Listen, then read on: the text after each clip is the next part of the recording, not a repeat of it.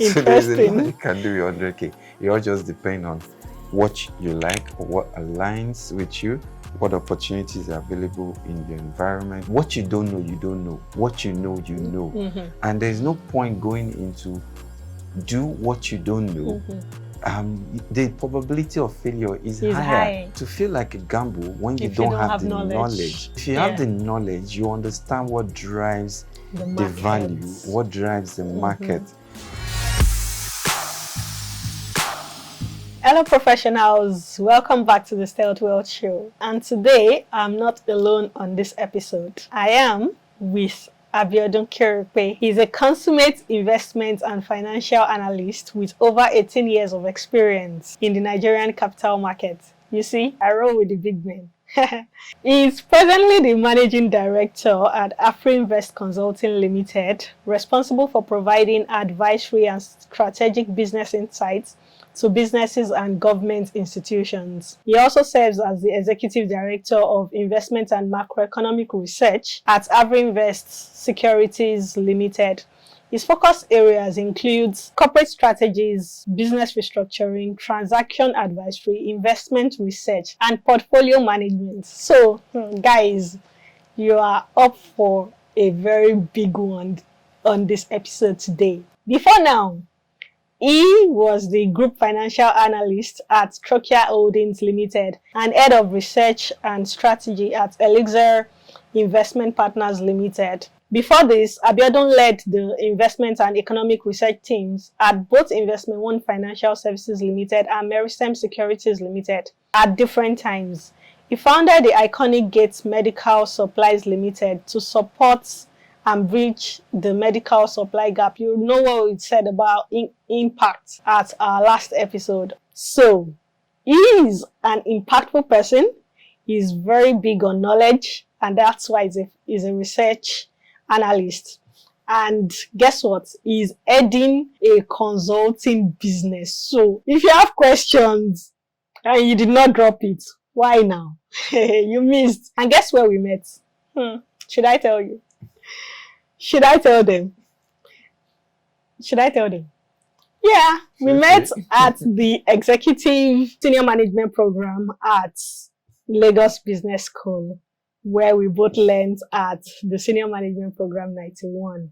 So thank you. Welcome on the show today, Abiodun. Thank you very much. So good to have you around. Good to be here. So from your experience, Abiodun, I'm sure Nigerians would be like, the economy is really bad. Inflation is high. What can somebody do with 100K in this economy? Is there really anything that anybody can build out of 100K? Like, very basic. Yes, there's a lot you can do with 100K. Really? Really, there's a lot you can do with 100K. But the question is, what exactly can you do with 100K? There's a lot you can do with 100K. You want to start a business, you want to invest, you want to go into some macro business, or you're thinking investment. So I'll try and put them into two buckets. So thinking 100K along the lines of investment, what can I do with 100K along the lines of investment? And what can I do with 100K along the lines of a small business? I'll start with the small business. There's so many small business ideas, initiatives surrounding us every day. Just looking around your environment, you try and identify what do people really need, what are the gaps, and what sort of funding is required to fill that gap. People these days go into small businesses, POS type businesses, retailing of consumables, or FMCG type products that you don't need a lot of capital, and the return on those investments could range between 20-30% a month, or even on a product basis. So by the time you compound that in a month, you probably might be able to double the 100K. Then if you're thinking along the lines of investment, so investment can be a bit tricky, but it's actually very straightforward. So investment, if you're thinking about, let me invest in shares, which is what you find on the lips of most people that understand or talk about investment. Today, you probably need maybe 1 naira, 2 naira, or 50 naira to buy. invest or buy a share, a unit of a share on the Nigerian exchange. You think about some of these savings platform where you can save the money and earn maybe a return ranging 13-15% thereabout. Some of them are very little minimum required for you to onboard on those platforms and invest. So clearly there's a lot you can do with it. People, you even think about small loans, for instance. You have your 100K, you create small loans for within your family and friend circle, and you're lending out at maybe 3%, 4%. You're just turning money over like that. Wow, like that. So interesting. there's a lot you can do with 100K. It all just depends on what you like or what aligns with you, what opportunities are available in your environment where you find yourself, and then what kind of risk you're able to take or open to with your 100K. So from what I hear, it's more of a mindset thing. Yes. That's what is actually holding people back from the real investments or even doing businesses, because they feel like 100K is just very minute. And many people actually earn up to 100K or have up to 100K sitting down somewhere doing nothing. True. Really. True. True. I mean, I've supported people with, this past month, I gave someone 100K to start their equity investment journey. Wow. So like, okay, I said, I'm loaning you this money deliberately. But in my mind, it's a write-off, it's a gift. Yeah. But I say, I'm loaning you this money. Go invest. When you make your return, refund my 100K. Because I actually had similar experience starting off. Wow. Took a loan from my dad. I said I needed 5 million. The man screamed and said I was going to throw his money away. And he ended up giving me 2 million. Wow. And then with 2 million, I went to the market, bought some shares. And in the space of a year, I refunded his 2 million. Wow. And I still had over 600K left. That you're now turning over. Wow. So, interesting. Yeah. Wow.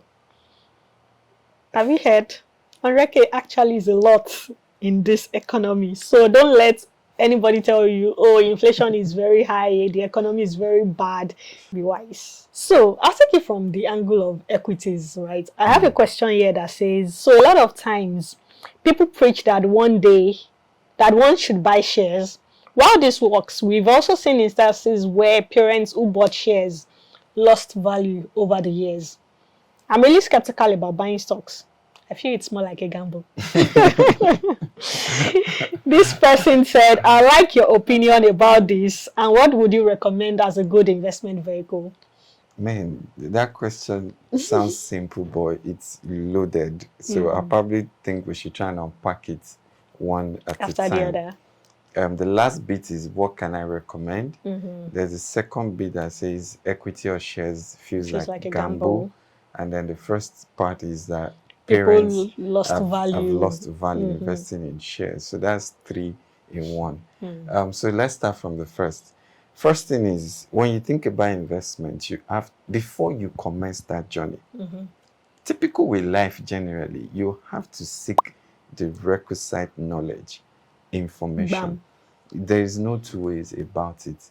There is no, I'm trying to think of an analogy to use, but none is coming to mind.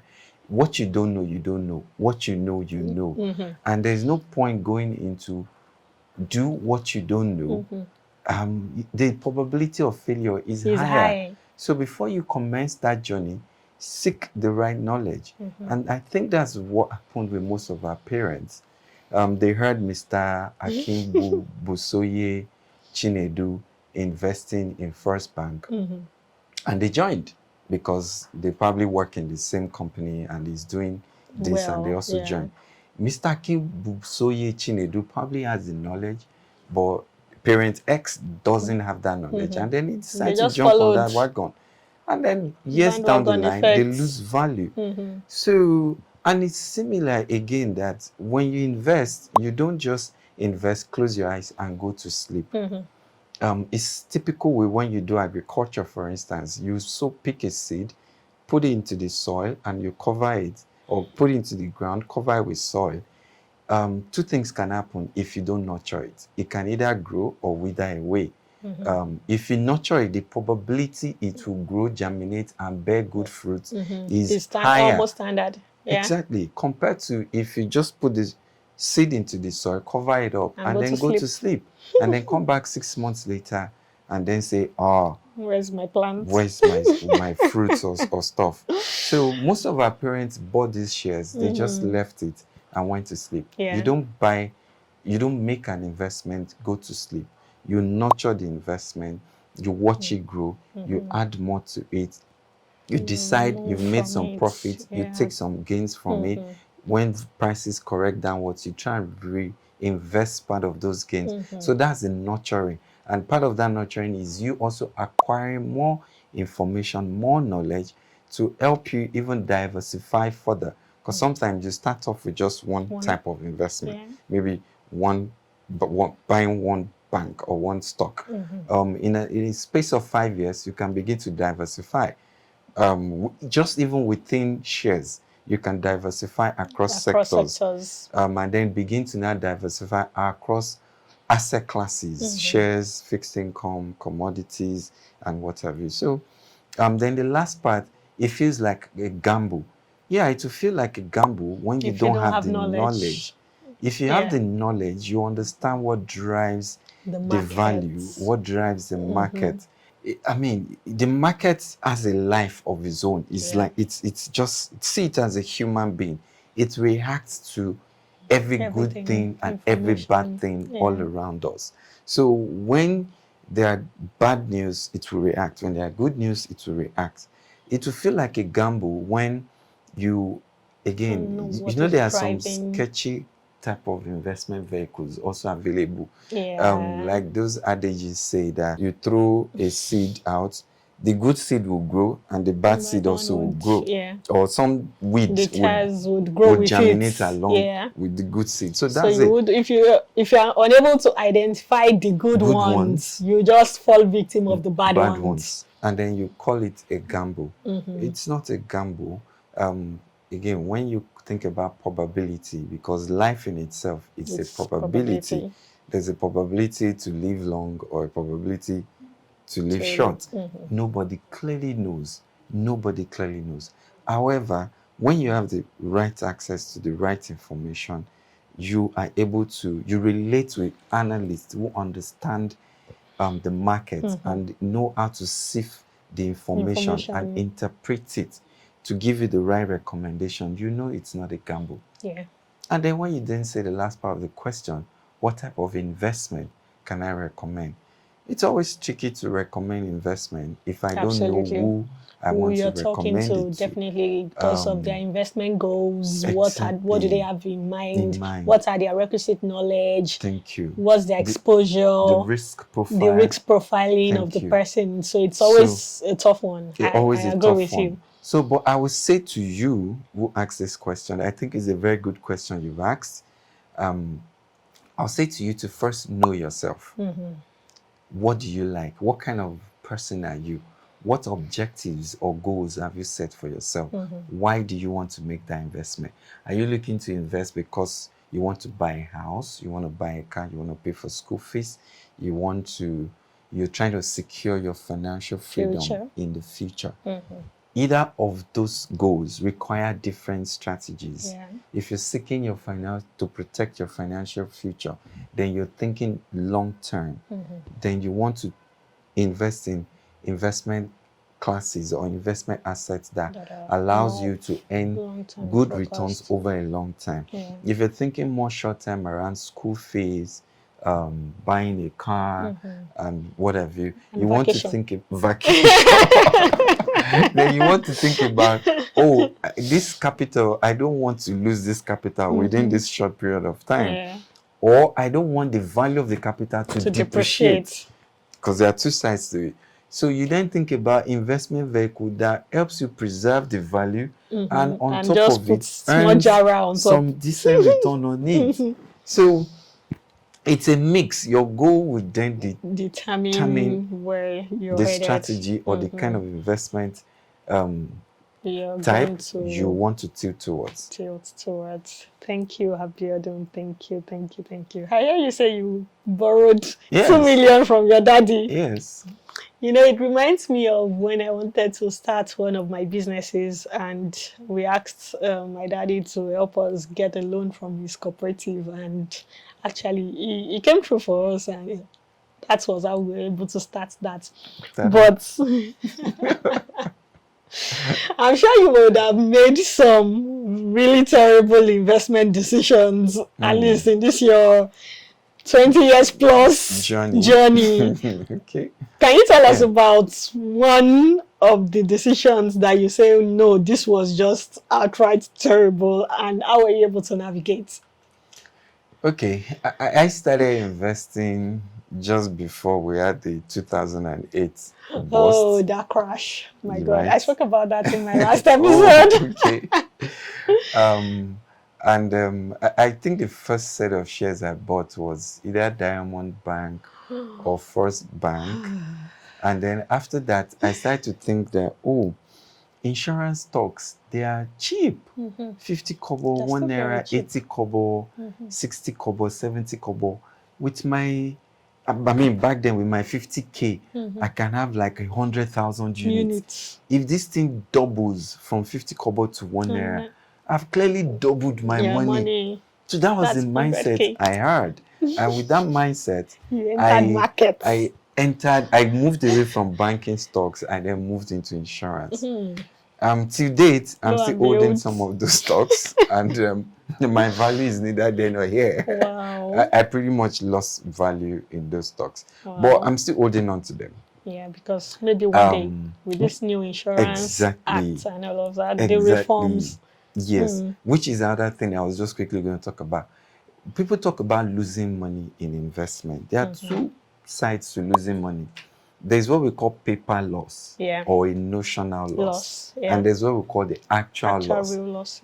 The actual loss happens the day you exit that investment. Definitely. Right? And that day you've crystallized the loss. You've realized whatever value is left. If you are putting 100 and the value had dropped to 50 or 20, you take out that 20, then there is no probability, no chances anywhere again that you can recover the value you've lost. So, for me, to date, I've lost value, but there's still notional loss because to date, I'm still holding on to those shares. I'm still holding on to those investments. And that's the beauty about investing. The companies you invest with, as long as they're not dead, equal, they would outlive the natural human beings. Even though the companies themselves, they are, in the eyes of the law, they're natural concern, natural person, but they would outlive the natural human being. And in that sense, you can retain value in these companies with the hope that someday some strategic decisions turnaround would happen, and that will help you recover. Also, I did one funny thing during COVID again. We had COVID and everybody was talking about vaccines, and then people were investing in healthcare and all of that. So that period I invested in some US companies that were producing vaccines, and there was so much interesting news and stories coming off of these. Somehow I got distracted, and before I realized it, 3-4 years had gone by. Wow. The day I went back to that portfolio, what you were seeing, about 90% of the value I had in that portfolio. That's because we are out of COVID, and it's almost as though everybody has gone out of that. The narrative, the fundamentals that was driving those companies, is no longer. All of it had, eloped with news and with time, with all of the improvements and the world coming back to normalcy and all of that. So all of that. So those companies, their valuation went down. In between, I got distracted. So which is where you say, our parents who they invested and they lost value. It's because they left it, they went to sleep. Yeah. In between, I left it, I went to sleep. Hmm. Not like I went to sleep, I was just distracted doing other things. But take it, I went to sleep. And then when I woke up, I lost 90% of the value. Try. Now, what I'm doing today is I sold off what is left. I now reinvested it. I told myself I'm going to recover back this money, that money. the value. I'm going to recover it back. So I sold off. The moment I sold off, I bought NVIDIA. And today, I'm up probably about 40%. Wow. Right? And I said, I'm going to 100%. We're going to full throttle. We're here together. So that's the second side of the conversation. That you lose value. You need to also be thinking, how can I recreate that value? So I've lost value 90%. Yeah. Exposing my funds to a certain asset class or portfolio.